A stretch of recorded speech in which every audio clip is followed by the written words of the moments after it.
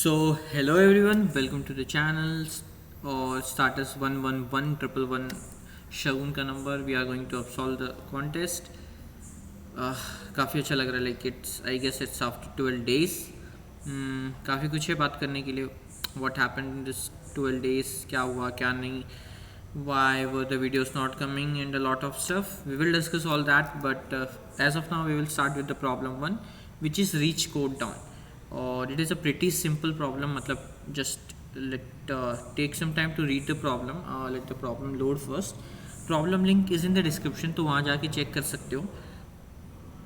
Just a second, I guess I need to log in again. Yeah. So problem का link description में, वहाँ जाके read कर सकते हो problem. I will count to 5. Let's just, yeah, so 1 2 3 4 and 5. So yeah, I hope you would have read the problem. हमारा favourite online white board भी open कर लेते हैं. इट्स बिन अ वाइल, तो सेटअप की आदत निकल गई थी, बट ठीक है. इट जस्ट, तो what has been given to us is हमारा favourite text box, and let's just take a sentence, a string, sorry. तो हमें क्या बोला है कि एक स्ट्रिंग दी होगी हमें, which is here web town, and there is another string Cape Town. If I'm not wrong, it's Cape Town. No, it's Code Town. Okay, it's Code Town. It's Code Town or Cape Town? It's Code Town. Yeah. तो हमें क्या बोला है कि हमें कोई एक string दी होगी, मान लो Yelp town.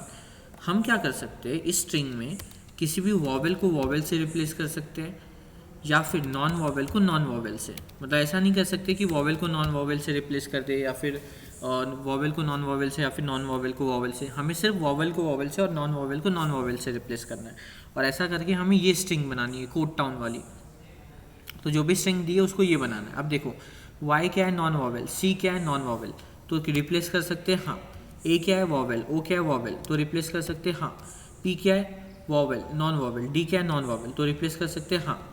And you can see the string is form. तो इसी तरीके से हमें ये बताना है कि वेदर इट इज़ पॉसिबल और not to make this string equal to code town. तो हमें ये बताना है, ठीक है.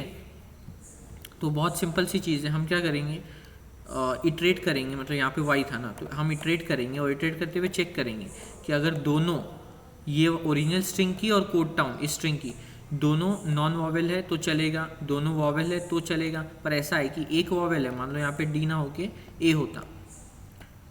एक वॉवेल है और दूसरा नॉन वॉवेल है, दूसरी स्ट्रिंग में नॉन वॉवेल है, तो आंसर हमें नो प्रिंट करना है. तो बस हमें यही चेक करना है कि आठों, मतलब ये हमेशा 8 साइज की स्ट्रिंग होने वाली है, तो इस स्ट्रिंग में जो आठों जगह है वो एक जैसे है कि नहीं, मतलब वो दोनों ही वॉवेल या फिर दोनों ही नॉन वॉवेल है या नहीं.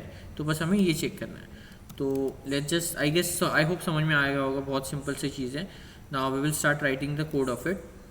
सो yeah, code is going to be pretty simple. और okay, I have already defined that function जो मैंने ओरिजिनल कोड लिखते टाइम किया था, बट ठीक है, we will start it from scratch again. String S लेंगे इनपुट में, और स्ट्रिंग टी बना देते हैं कोड टाउन. बाय डिफ़ॉल्ट हमें इसके इक्वल बनाना है, तो इसी को बना देते हैं. फिर हमें ये भी पता है कि उसकी लेंथ 8 ही होने वाली है, तो हम बोल देंगे कि L L I equal to 0 से आई लेस देन 8 तक चेक करो. इफ़ इज़ वॉवेल एक फंक्शन है मेरे इसमें, S of I equal to is vowel T of I. मतलब क्या, अगर या तो दोनों फॉल्स होगा तो फॉल्स इक्वल टू फॉल्स. मतलब अगर एस ऑफ आई भी वॉवेल नहीं है तो ये फॉल्स होगा, और टी ऑफ आई भी वॉवेल नहीं है तो ये भी फॉल्स होगा. तो फॉल्स इक्वल टू फॉल्स, मतलब ये बेसिकली क्या होगा कि अगर दोनों सेम है, या तो दोनों नॉन वॉवेल है या तो दोनों वॉवेल है, ऐसे केस में ठीक है. बट अगर ऐसा नहीं है, ये इक्वल नहीं आ रहा है, तो हम क्या बोलेंगे कि नहीं, अगर इक्वल नहीं आ रहे तो ऐसे केस में आंसर पॉसिबल नहीं होगा. किसी भी एक पोजीशन पे ऐसा हो गया कि इक्वल नहीं आ रहे, मतलब आंसर पॉसिबल नहीं होगा, उसके आगे हम इटरेट ही नहीं करेंगे. फिर अगर ऐसा कहीं नहीं हुआ तो हम लोग लास्ट में सीधा क्या प्रिंट कर सकते हैं, येस. तो लास्ट में सीधा हम क्या प्रिंट कर देंगे, येस.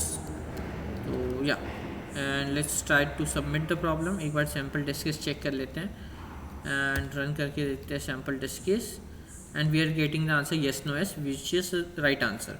तो इसको सबमिट करके देख लेते हैं. एंड yeah, so it is giving correct answer. So we will back again with the second problem just after a minute. So yeah, thank you.